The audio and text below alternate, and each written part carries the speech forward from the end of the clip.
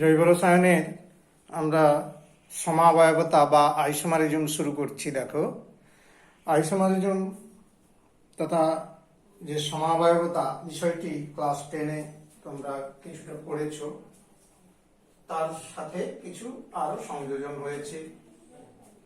তো সেই সমাবয়বতা বা সমাবয়ব টার্মটা সম্পর্কে ধারণা আছে, সেটাই আবার একবার ডিফাইনটা মনে করো যে একই আণবিক সংকেত কিন্তু ভিন্ন গঠন সংকেত যুক্ত বিভিন্ন ভৌত রাসায়নিক ধর্ম বিশিষ্ট যৌগগুলোকে আমরা সমাবয়ব বলে থাকি।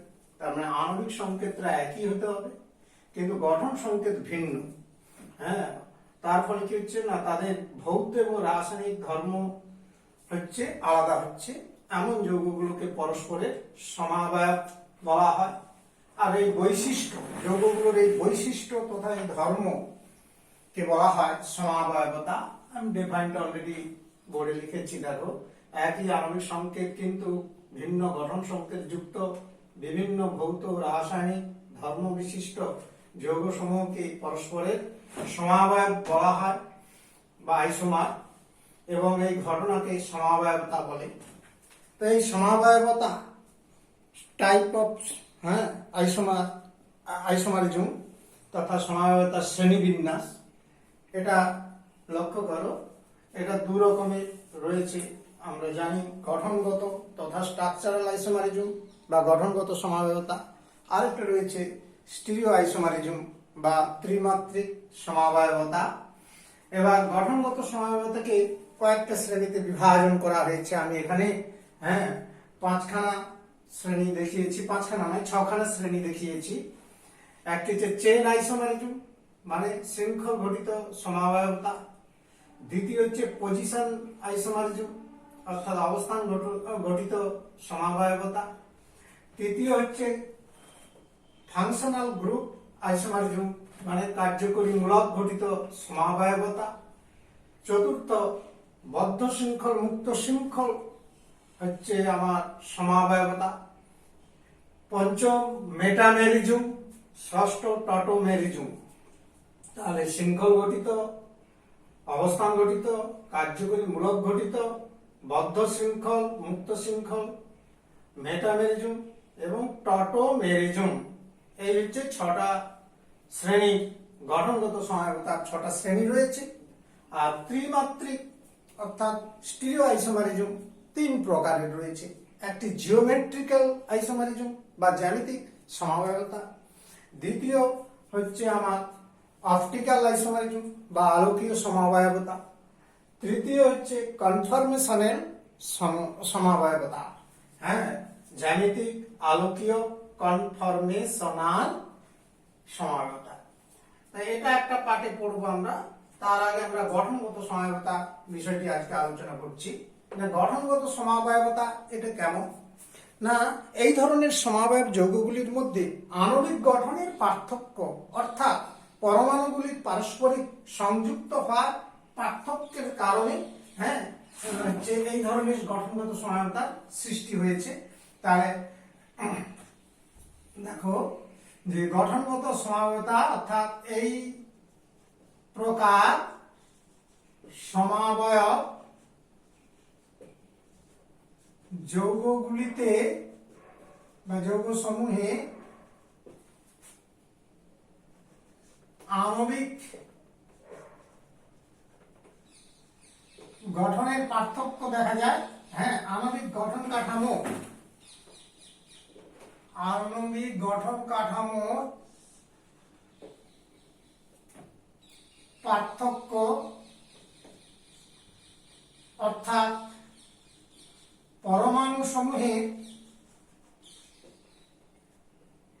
পরমাণুগুলি পারস্পরিক সংযুক্তির পার্থক্য দেখা যায়। পরমাণুগুলি পারস্পরিক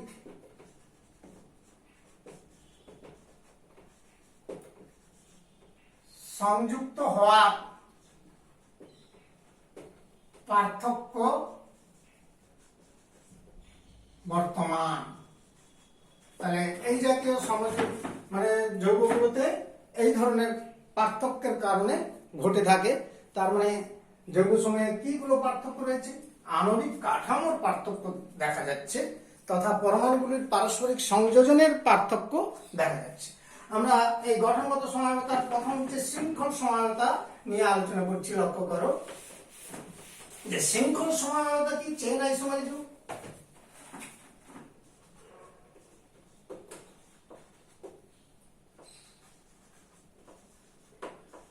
শৃঙ্খল সমায়তা না, যে সমাবয়ব, যেসব সমাবয়ব যৌগগুলি গঠনই শৃঙ্খল অর্থাৎ কার্বন শৃঙ্খলের পার্থক্য রয়েছে।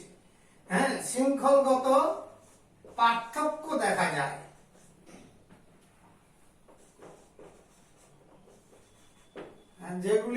যেসব সমাবয়ব যৌগগুলির গঠনে শৃঙ্খলগত পার্থক্য দেখা যায় তাদের শৃঙ্খল ঘটিত সমাবয়বতা বলা হয়, চেন আইসোমারিজম।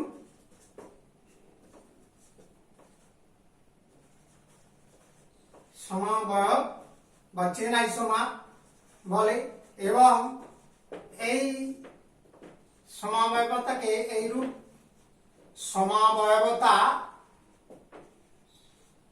সমাবয়বতাকে শৃঙ্খল সমাবয়বতা বলা হয়।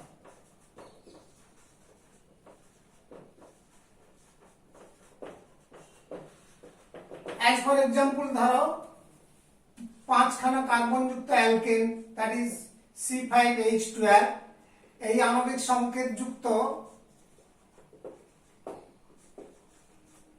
যুক্ত শৃঙ্খল সমাবয়বগুলি লক্ষ্য করো, বুঝতে পেরে যাবে যে শৃঙ্খল সমাবয়ব সমূহ পরস্পরের যে সমাবয়ব বা আইসোমার, যেমন ধরো কার্বন 5টা রয়েছে, যখন সরল রৈখিক ভাবে কার্বনগুলো পরস্পর শৃঙ্খল গঠন করছে পরস্পর যুক্ত হয়ে দেখো 5খানা কার্বন একই সরলরেখায় যুক্ত রয়েছে।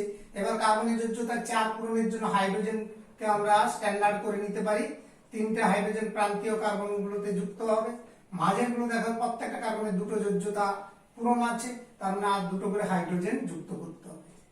অর্থাৎ এটা হয়ে গেল দেখো সরল শৃঙ্খল, হ্যাঁ, কার্বনের একটা অ্যালকেন, এটাকে নরমাল অ্যালকেন বলা হয়। এক্ষেত্রে 5টা কার্বন থাকার জন্য আইপিএসি নাম অনুযায়ী পেন্টেন, আর এটাকে আমরা বলতে পারি কি এন পেন্টেন বা নরমাল পেন্টেন। ঠিক এই 5টা কার্বন যখন সরল শৃঙ্খলে না থেকে একটা শাখা বা প্রতিস্থাপক রূপে কার্বনটা রয়েছে, দেখো 4টা কার্বন সরলরৈখিক রেখে আরেকটা কার্বন মাঝে একটা কার্বন দিয়ে দিলাম, তার মানে সরল শৃঙ্খলে একটা ব্রাঞ্চ বা একটা শাখা শৃঙ্খল থাকবে, শাখা মূলক বা শাখা শৃঙ্খল থাকলে তখনই সেটা বলা হয় আইসো শৃঙ্খল। অর্থাৎ এই আইসো কার্বন শৃঙ্খলে যৌগগুলোকে আইসো যৌগ বলে থাকি আমরা। ঠিক এটারই অনুকরণ করে দেখো, হাইড্রোজেন দিয়ে কার্বনের যোজ্যতা পূরণ করতেছি। প্রান্তীয় কার্বনগুলোতে 3টে করে হাইড্রোজেন লাগবে, কারণ প্রান্তীয় কার্বনের ভেতরের দিকে একটা করে যোজ্যতা পূরণ আছে। আর এই কার্বনে 2টো হাইড্রোজেন লাগলো, এখানে একটা, কারণ 1 2 3 যোজ্যতা পূরণ আছে, একটা হাইড্রোজেন দিলে হয়ে গেল। তাহলে এটার নাম হচ্ছে আইসো যৌগ বলেছি, আইসো। তার মানে 5টা কার্বনের যৌগকে পেন্টেন বলে, এই জন্য এটার নাম আইসো পেন্টেন। তার মানে এখানে কার্বন শৃঙ্খলের সঙ্গে এটা শৃঙ্খলের একটা পার্থক্য রয়েছে, এটা সরল রৈখিক, এটা হচ্ছে একটা শাখাযুক্ত শৃঙ্খল। যখন 2টো শাখা থাকবে, কার্বনের শৃঙ্খলে 2টো ব্রাঞ্চ থাকবে, তখন তাকে নিও শৃঙ্খল বলা হয়। অর্থাৎ এই ধরনের দেখো এখানে একটা কার্বন চেনে এই একটা 2টো পার্শ্ব শাখা রয়েছে, পার্শ্ব শৃঙ্খল রয়েছে, যেগুলো প্রতিস্থাপক হিসাবেও ভাবতে পারো, আইপিএসি নামেও আমরা এগুলোকে প্রতিস্থাপক বা শাখামূলক হিসাবে বিবেচনা করেছিলাম। এবার কার্বনের যোজ্যতা পূরণের জন্য হাইড্রোজেন দিয়ে প্রান্তীয় কার্বনগুলোতে 3টে করে হাইড্রোজেন, অর্থাৎ এখানে লক্ষ্য করো এটা CH3, সবগুলো CH3 হলো প্রান্তীয় কার্বনে, মাঝের কার্বনটার 4টা যোজ্যতা পূরণ হয়ে আছে। অতএব এই যৌগটার নাম আমরা বলছিলাম নিও যৌগ। অর্থাৎ নিও শৃঙ্খল যুক্ত যৌগ, দ্যাট ইজ নিওপেন্টেন। 5খানা টোটাল যৌগটাতে রয়েছে কার্বন, 5খানা কার্বন থাকলে পেন্টেন আমরা বলে থাকি, হাইড্রোজেন কার্বন যুক্ত। তাহলে এই হচ্ছে শৃঙ্খল গঠিত সমাবয়বতা সম্পর্কেও আমরা আলোচনা করলাম। তাহলে শৃঙ্খল গঠিত সমাবয়বতা পরে আমরা অবস্থানগত সমাবয়তার কথা ভাবছি, আলোচনা করছিলাম যে অবস্থান ঘটিত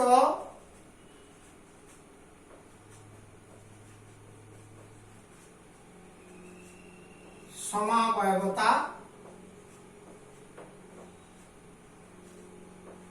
না, যেসব সমাবয়ব, যে সমস্ত সমাবয়ব যৌগগুলির গঠনে যে গঠনে আমার প্রতিস্থাপক বা কার্যকরী মূলকে একই প্রতিস্থাপক বা একই কার্যকরী মূলকের অবস্থানটা বিভিন্ন হবে। তার মানে লক্ষ্য করে যে সমস্ত যেসব সমাবয়ব যৌগগুলির গঠনে প্রতিস্থাপক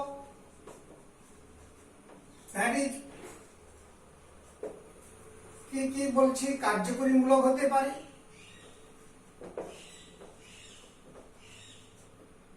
বা হচ্ছে আমার পার্শ্ব শাখা হতে পারে। পার্শ্ব শাখা দ্যাট ইজ অ্যালকিল মূলক বা জৈব মূলক, এগুলোকে আমরা জৈব মূলকও বলতে পারি। একই জৈব মূলক গুলোর অবস্থান, প্রতিস্থাপক সমূহে অবস্থান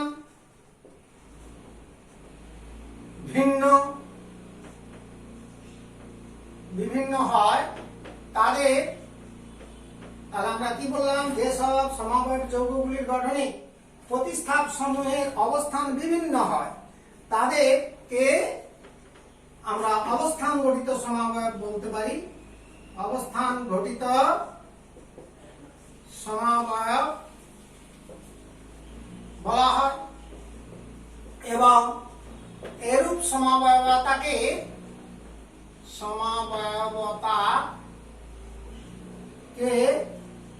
অবস্থান গঠিত সমাবয়বতা বলা হয়। অবস্থান গঠিত সমাবয়বতা বা আইসোমারিজম বলা হয়।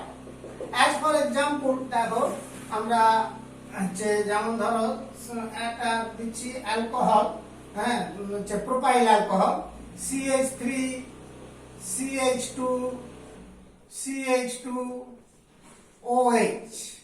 এখানে দেখো কার্বন রয়েছে 3টে, হাইড্রোজেন 3 দিয়ে 5 দিয়ে 7 থেকে 8টা, আর অক্সিজেন একটা রয়েছে। তাহলে এই আণবিক সংকেত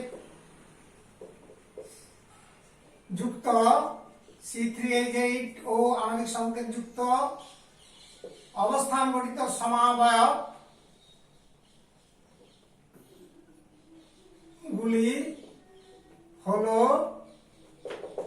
এটার নাম হচ্ছে দেখো 1 2 3 আইপিসি নাম জেনে গেছো অলরেডি, প্রোপানল, প্রোপানল বা শুধু প্রোপানল বলতে পারো, ওয়ানটা না লিখলেও চলে।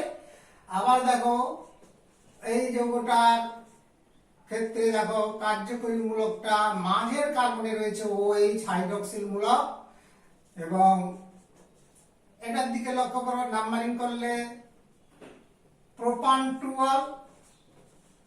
তাহলে এখানে একই কার্যকরী মূলক হাইড্রক্সিল অবস্থানটা পরিবর্তন হচ্ছে।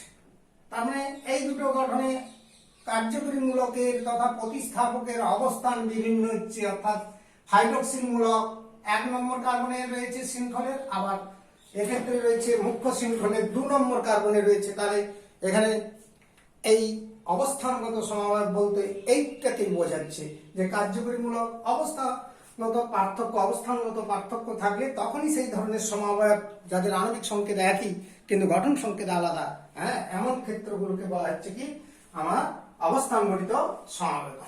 নেক্সট দেখো আমরা কার্যকরী মূলক গঠিত সমাবয়বতা। কার্যকরী মূলক গঠিত সমাবয়বতা, দ্যাট ইজ ফাংশনাল আইসোমারিজম। না যেসব সমাবয়ব যৌগসমূহে গঠনে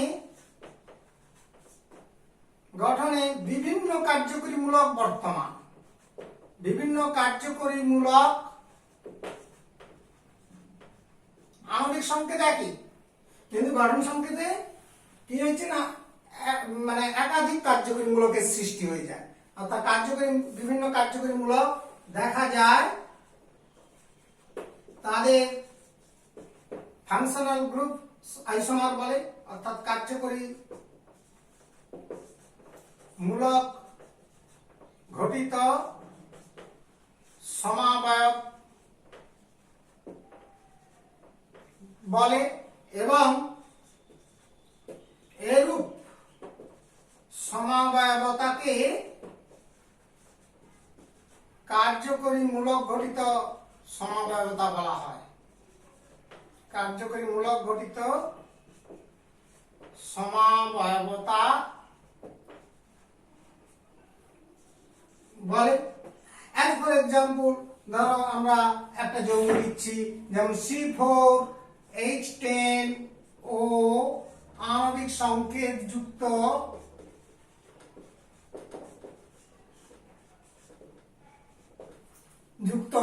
আমার হচ্ছে কার্যকরী মূলক ঘটিত সমাবয়ব হলো কার্যকরী মূলক ঘটিত সমাবয়ব হলো number 1 butyl alcohol, that is CH3 CH2 CH2 CH2OH, অর্থাৎ এখানে কার্যকরীমূলক অ্যালকোহল রয়েছে যার আইপিসি নাম 1 2 3 4 মানে বিউটান 1 অল, অর্থাৎ অ্যালকোহল হলো প্রথম যৌগটা। এবার দেখো দ্বিতীয় যৌগ, দেখো কার্যকরীমূলকটা পাল্টে দিচ্ছি, that is CH3 CH2 CH3, that is কি ডাইইথাইল ইথার, আর আইউপিএসি নাম হবে ইথক্সি ইথেন। তাহলে আমরা কার্যকরীমূলক ঘটিত সমাবয়বতার কথা জানতে পারলাম। নেক্সট দেখো আমরা তাহলে তিনটে ব্যাপারটা জানলাম। বদ্ধ শৃঙ্খল, মুক্ত শৃঙ্খল গঠিত সমাবয়ব, এক্ষেত্রে আমরা কি ধরনের দেখো না, এখানে যে কার্বন শৃঙ্খলের পার্থক্যের জন্য বদ্ধ শৃঙ্খল এবং মুক্ত শৃঙ্খল সমাবয়বতার সৃষ্টি হয়।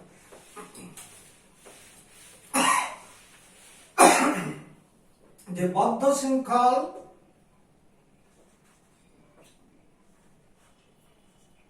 মুক্ত শৃঙ্খল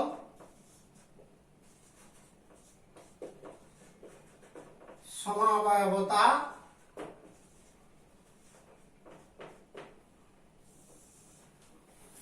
তাহলে এ ধরনের ক্ষেত্রে আমরা কি আলোচনা আনতে পারি না, বদ্ধ শৃঙ্খল মুক্ত শৃঙ্খল মানে কি না, এইসব যৌগের ক্ষেত্রে যেসব যৌগের ক্ষেত্রে তোমার কার্বন শৃঙ্খলের পার্থক্যের জন্য, অর্থাৎ কার্বন শৃঙ্খলের গঠনগত পার্থক্যের জন্য কখনো বদ্ধ শৃঙ্খল হতে পারে, কখনো মুক্ত শৃঙ্খল সমাবয়বতা সৃষ্টি করতে পারে। তাহলে যেসব সমাবয়ব যৌগগুলির গঠনে কার্বন শৃঙ্খলের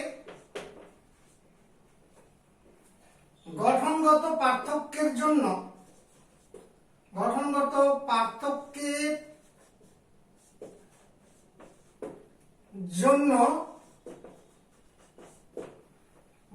বদ্ধ শৃঙ্খল, কার্বন শৃঙ্খলটা বদ্ধ হতে পারে বা মুক্ত শৃঙ্খল মানে ওপেন চেন, গঠনগত পার্থক্যের জন্য বদ্ধ শৃঙ্খল বা মুক্ত শৃঙ্খল তৈরি হয় তথা গঠিত হয়, তাদের বদ্ধ শৃঙ্খল মুক্ত শৃঙ্খল আইসোমার বলে। হ্যাঁ, বদ্ধ শৃঙ্খল মুক্ত শৃঙ্খল সমাবয়ব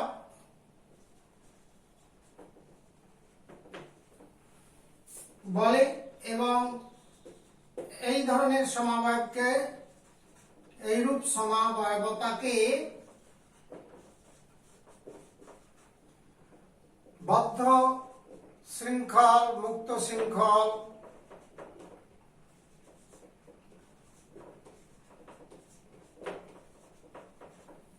সমাবয়বতা বলা হয়।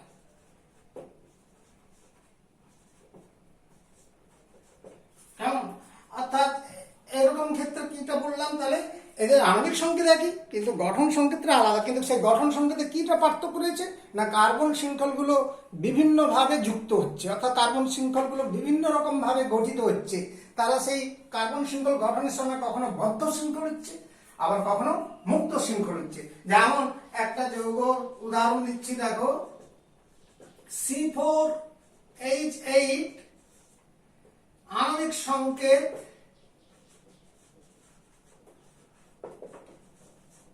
যুক্ত সমাবয়ব, এই ধরনের সমাবয়বের উদাহরণ দিচ্ছি।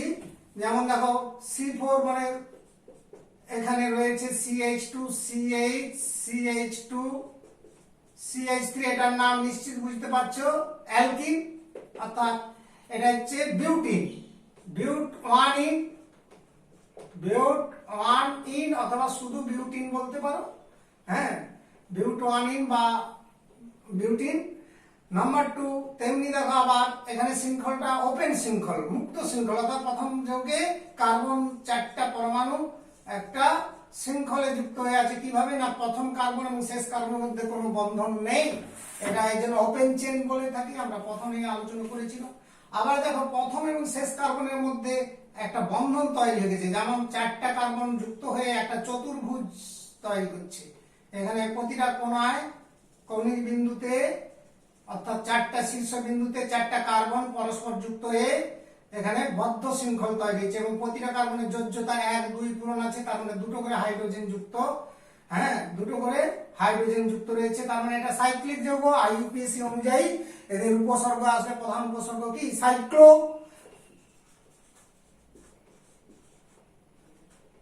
সাইক্লো 4খানা কার্বন থাকার জন্য বিউট শব্দটা আসে, বিউট, এবং এক বন্ধন থাকলে প্রধান প্রত্যয় এন, তার মানে বিউটেন, তাহলে সাইক্লো বিউটেন আর বিউটিন। এই দুটো হচ্ছে দেখো শৃঙ্খলগত পার্থক্য রয়েছে। হ্যাঁ, একটা হচ্ছে মুক্ত শৃঙ্খল আর একটা হচ্ছে বদ্ধ শৃঙ্খল। এই ধরনের সমাবয়ব আমরা লক্ষ্য করলাম। তাহলে আমরা 4র্থ নম্বর সমাবয়তার কথা চিন্তা করলাম, আলোচনা করলাম এবং বুঝতে পারলাম। নেক্সট হচ্ছে দেখো বদ্ধ শৃঙ্খল, এরপরে আসছে আমরা মেটামেরিজম। এটা বিশেষ ধরনের সমাবয়বতা, মেটামেরিজম এক বিশেষ ধরনের সমাবয়বতা। তার মানে এখানে কি রকম ঘটনা ঘটে না, এইসব যৌগে কোনো বহুযোজী পরমাণু যদি যুক্ত থাকে, হ্যাঁ, যেসব যৌগে বহুযোজী পরমাণু আছে, যেমন অক্সিজেনের যোজ্যতা 2, নাইট্রোজেনের যোজ্যতা 3, এইরকমই বহুযোজী কোনো পরমাণু সাথে বিভিন্ন ধরনের জৈবমূলক তথা অ্যালকাইলমূলক, হ্যাঁ, যুক্ত হয়ে যে বিশেষ সমাবয়তার সৃষ্টি হয় তাকেই আমরা মেটামার বলে থাকি সেই যৌগগুলোকে, আর এই বৈশিষ্ট্যটাকে বলা হচ্ছে মেটামেরিজম। তাহলে দেখো কোন বহুযোজী পরমাণু সাথে বিভিন্ন জৈবমূলক যুক্ত হয়ে যে বিশেষ ধরনের সমাবয়বতার সৃষ্টি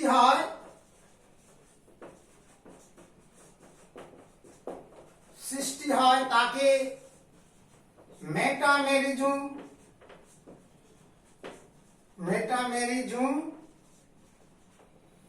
বলে। এবং যৌগগুলিকে পরস্পরের মেটামার বলা হয়। পরস্পরের মেটামার বলে। আমরা এক্সাম্পল দিচ্ছি, যেমন ধরো বহুযোজী পরমাণু রয়েছে, যেমন ধরো হচ্ছে অক্সিজেন। হ্যাঁ, অ্যাজ ফর এক্সাম্পল একটা যৌগ দিচ্ছি, এখানে দেখো নাম্বার 1 C4H10O আণবিক সংকেত যুক্ত মেটামার। দুটো মেটামারের উদাহরণ দিচ্ছি, লক্ষ্য করো। এখানে অক্সিজেন বহুযোজী পরমাণু রয়েছে, নাম্বার 1 উদাহরণ আসছি, দেখো CH3 CH2 CH2 CH3 অর্থাৎ C3H7 টোটালটা দাঁড়ালো, মানে প্রোপাইল গ্রুপ। আর এটা মিথাইল।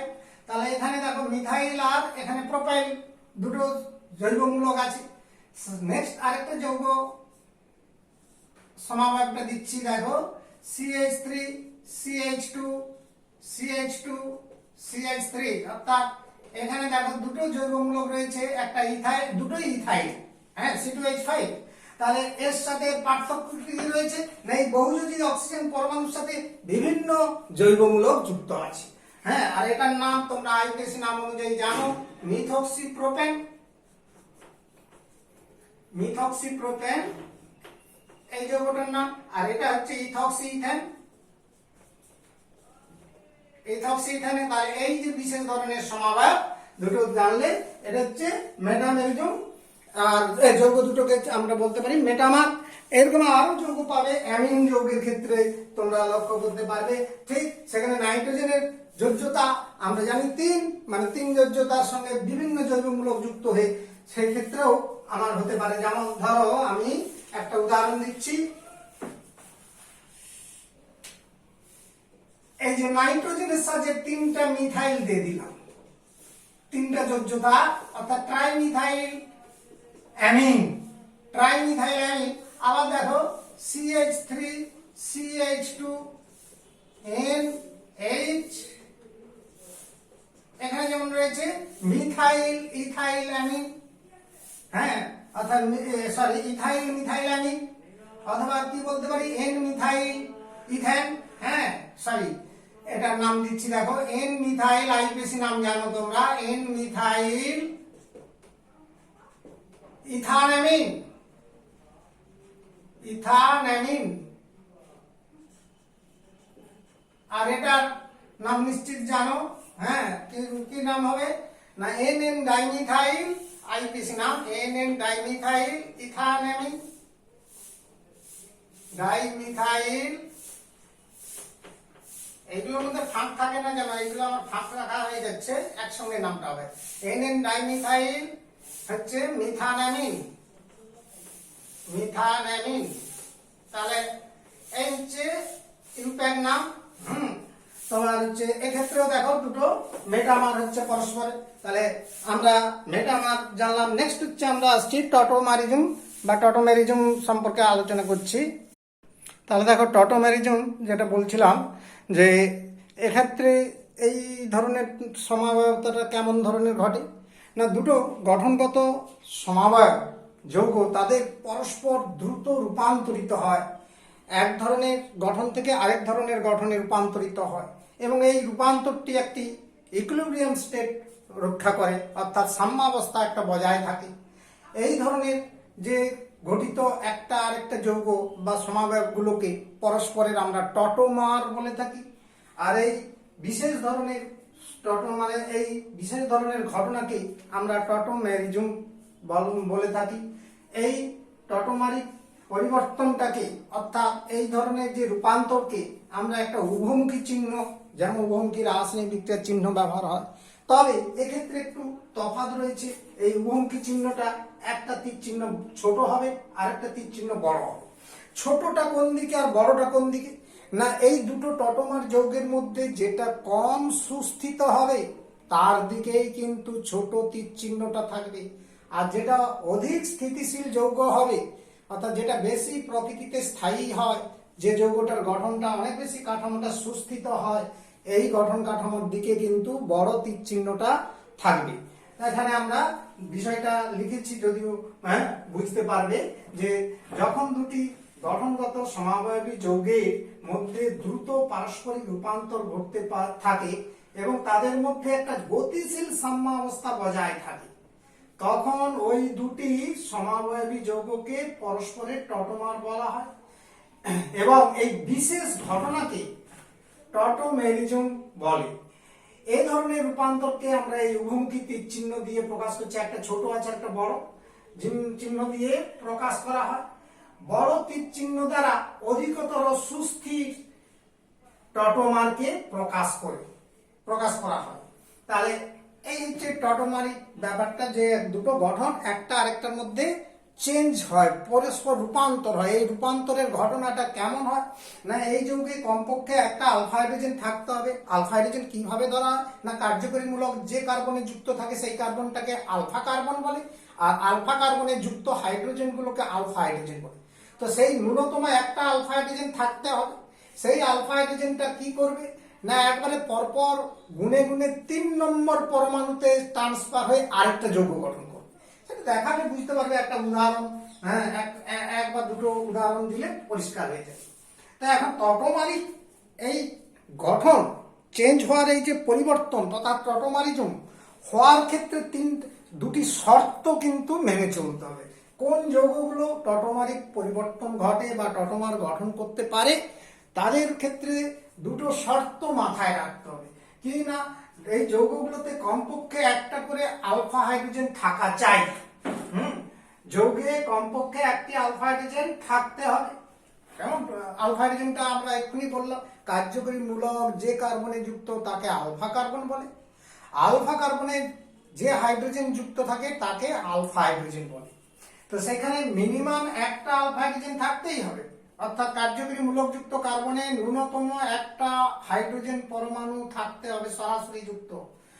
2 নম্বর, অবশ্যই এই যৌগে অবশ্যই একটা ইলেকট্রোনেগেটিভ পরমাণু, তড়িৎ ঋণাত্মক পরমাণুকে কার্বন পরমাণুর সাথে দ্বিবন্ধন বা ত্রিবন্ধনে যুক্ত থাকতে হবে, এটাও একটা শর্ত। তাহলে এখানে বলছি যে যৌগে অবশ্যই একটি তড়িৎ ঋণাত্মক পরমাণুকে, যেমন অক্সিজেন বা নাইট্রোজেন, ক্লোরিন, এই ধরনের ইলেকট্রোনেগেটিভ পরমাণু কে কার্বন পরমাণুর সঙ্গে, ওই ইলেকট্রোনেগেটিভ পরমাণুকে কার্বনের সাথে দ্বিবন্ধন বা ত্রিবন্ধনে যুক্ত থাকতে হবে। তো তোমরা জানো তো কার্বনিল মূলক, সায়ানাইড মূলক, এক্ষেত্রে আমরা তো জানি কার্বন নাইট্রোজেনের সঙ্গে ত্রিবন্ধনে যুক্ত আছে। আবার কার্বনিল যৌগ যেমন কিটোন বা অ্যালডিহাইডের ক্ষেত্রে কার্বন অক্সিজেন দ্বিবন্ধনে যুক্ত আছে। হ্যাঁ, এইরূপ ক্ষেত্রে অর্থাৎ কিটোন, অ্যামিন, সায়ানাইড এই যৌগগুলোর ক্ষেত্রে কিন্তু এই ঘটনা ঘটবে। এই ধরনের চেঞ্জিং ফরমেশন হতে পারে, অ্যামিন যৌগগুলোর ক্ষেত্রে হতে পারে। তাহলে এই হচ্ছে বিষয়। আর যে বিশেষ দ্রষ্টব্য মানে বিশেষ ঘটনাটার কথা বলছি, এখানে কি ঘটে না, এই ঘটনায় একটা আলফা হাইড্রোজেন পরমাণু 3 নম্বর পরমাণুতে ট্রান্সফার হয়, মানে স্থানান্তরিত হয়ে আরেকটা টটোমার যৌগ তৈরি করতে পারে।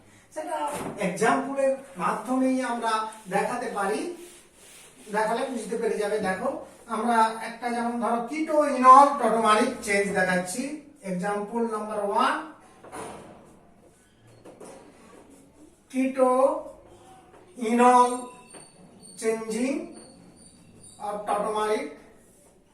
তাহলে কিটো ইনল টটোমারিজম বলা হয় ক্ষেত্রে, অর্থাৎ একটা অ্যালকোহল রূপান্তরিত হবে, একটা কিটোন কিভাবে অ্যালকোহলে চেঞ্জ হয়ে যায় নিজের থেকেই, সেটাকে বলা হচ্ছে কিটো ইনল টটোমেরিজম।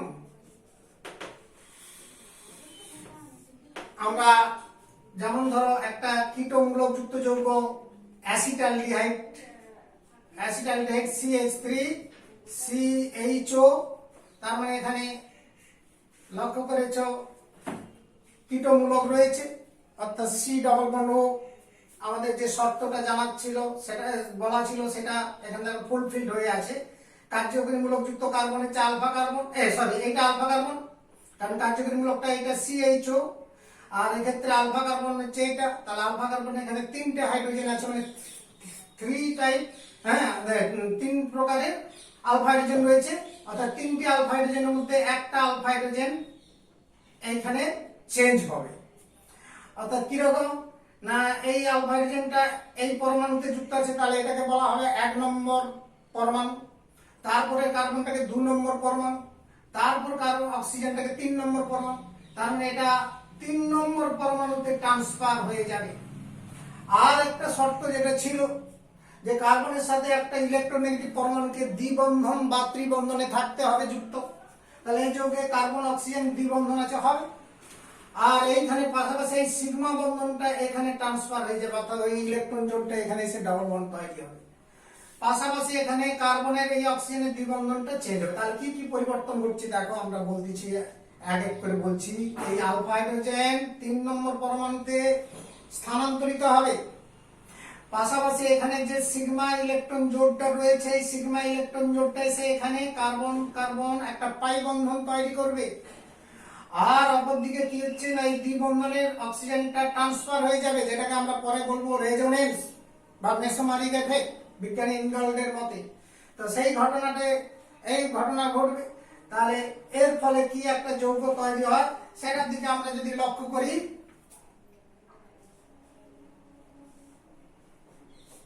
না এখানে দেখো CH2 হলো ডবল বন্ড তৈরি হলো, CH থাকলো, এখানে এক বন্ধন হয়ে গেল অক্সিজেনের সাথে। এই তার মানে এটা একটা অ্যালকোহল ইনঅল, এটার নাম কিন্তু সাধারণ নাম হচ্ছে ভিনাইল অ্যালকোহল। তো এটা হচ্ছে ইনল কম্পাউন্ড বলি কেন না, ইন মানে ডবল বন্ড আছে আর OH আছে বলে অল, দুটোকে যোগ করে বলতে পারি ইনল রূপ। তাহলে ইনো ফর্মে এসে গেল ইনল ফর্ম। আর এখানে দেখো কার্বনিল মূলক আছে মানে এটাকে বলা হচ্ছে কিটো ফর্ম, অর্থাৎ এখানে চেঞ্জিংটা হলো কিটো রূপ থেকে ইনল রূপ। আর এখানে দেখো আমরা যে তীর চিহ্ন ব্যবহার করছি, বড় তীর চিহ্ন মানে কোন দিকে রয়েছে, এই অ্যালডিহাইড যৌগটার দিকে রয়েছে, অর্থাৎ কিটো রূপের যৌগটির দিকে রয়েছে। এই জন্য এটাকে বলছি অধিকতর সুস্থিত, অধিকতর স্থিতিশীল। আর এটা কম স্থিতিশীল, অপেক্ষাকৃত কম স্থিতিশীল, যেহেতু এর দিকে লক্ষ্য করো কম তীর চিহ্নটা এই জন্য দেওয়া হয়েছে। হ্যাঁ, এখানে এই জন্য কম তীর চিহ্নটা ওর অভিমুখে রয়েছে, কারণ ওটা কম সুস্থিত। এই ধরনের একটা চেঞ্জিং দেখালাম। আরো একটা দেখাচ্ছি, যেমন nitro aci nitro tautomerism, nitro মূলক অ্যাসি নাইট্রোতে পরিবর্তিত হয়, aci nitro tautomeric change, tautomerism, nitro aci nitro tautomerism. এক্ষেত্রে যেমন ধরো নাইট্রো মূলক রয়েছে তোমার CH3, তার মধ্যে একটা আলফা হাইড্রোজেন ক্রিয়া করবে, আমি আর আলাদা করে বোঝাচ্ছি না, যেহেতু এক্ষুনি তোমাদের ডিটেইলসে বোঝালাম। এর সাথে যুক্ত আছে নাইট্রো মূলক, অর্থাৎ একটা অক্সিজেন দ্বিবন্ধনে নাইট্রোজেনের সাথে যুক্ত আছে, আর একটা হচ্ছে তোমার অক্সিজেন এক বন্ধনে রয়েছে। তাহলে এখানে দেখো এই হচ্ছে এটা হচ্ছে নাইট্রো রূপ কম্পাউন্ড, নাইট্রো মিথেন, অর্থাৎ এটা নাইট্রো রূপ। এই নাইট্রো রূপটা থেকে অ্যাসি রূপ তৈরি হবে এবং অ্যাসি রূপটা বেশি স্থিতিশীল। কিরকম, তাহলে আমাদের আলোচনা একটু আগেই বলেছিলাম 3 নম্বর পরমাণুতে আলফা হাইড্রোজেনটা ট্রান্সফার হবে 1 2 3, তার মানে এটা এই অক্সিজেনের ট্রান্সফার হবে, আর এটা হচ্ছে এই দিকে চলে আসবে, আর এই দ্বিবন্ধ বন্ধন এখানে ডাবল বন্ড হবে। আগের মতোই যেমন চেঞ্জিং দেখিয়েছি ঠিক একই রূপে ঘটনা ঘটবে, অর্থাৎ এই হচ্ছে রূপান্তরটা হয়ে গেল। তাহলে দেখো CH2 double bond NOH NO, এটা হচ্ছে অ্যাসি রূপ, অ্যাসি নাইট্রো রূপ, এবং এটা বেশি স্থিতিশীল, বেশি সুস্থিত। আর এটা কম সুস্থিত, নাইট্রো রূপটা কম সুস্থিত। তাহলে এই হচ্ছে টটোমারিজম তথা টটোমারিক পরিবর্তন এবং টটোমার গঠনের প্রক্রিয়া। আমরা গঠনগত সমাবয়বতা শেষ করলাম। এরপরেই আমরা ত্রিমাত্রিক সমাবয়বতা